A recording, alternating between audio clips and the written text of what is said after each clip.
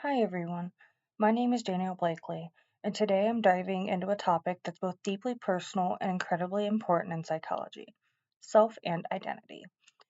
This might sound abstract at first, but it's really about answering questions like who am I, how do I see myself, and how does that shape the way I think, act, and connect with others. Understanding the self gives us powerful insight into why we behave the way we do and how we grow over time. Let's start with the basics. Psychologist William James described the self in two parts: the I is the thinker, the observer, the part of us that reflects and experiences.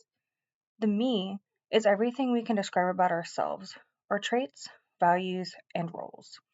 Modern psychology breaks this down into three key roles the self plays: the social actor, how we perform in social situations; the motivated agent, the part of us that sets goals and plans for the future; and the autobiographical author, the storyteller who connects our experiences into a meaningful life narrative. The social actor develops around age 2, when we begin recognizing ourselves in mirrors and using words like me and mine. At this stage, we also begin expressing emotions like pride, shame, or embarrassment, emotions that are tied to how others see us. We start to perform roles in our social lives, like being the funny one or the responsible one, and traits from the Big Five personality model often influence how these roles play out. For example, I was usually the leader in group projects. Even when I didn't necessarily want to be in charge, I'd take on that responsibility because I wanted the group to succeed. That role shaped how others saw me and how I saw myself. Around age 4, we develop a theory of mind, the realization that others have their own thoughts and perspectives. This gives rise to the motivated agent, the part of us that thinks about what we want, sets goals, and makes future oriented decisions.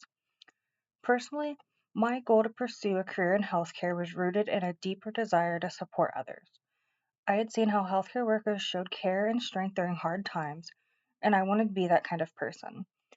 That long term goal has shaped my choices ever since. As we reach adolescence and young adulthood, we start to see ourselves as autobiographical authors, meaning makers who weave our experiences into a story. This is where the I reflects on the me across time, connecting who we've been with who we want to become. For me, starting college marked a turning point.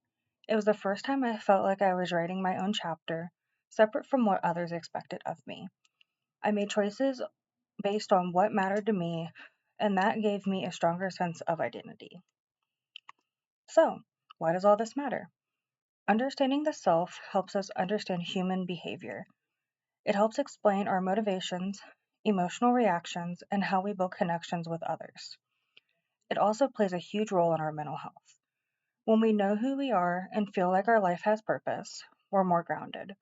When we feel lost in our identity, we're more likely to struggle emotionally.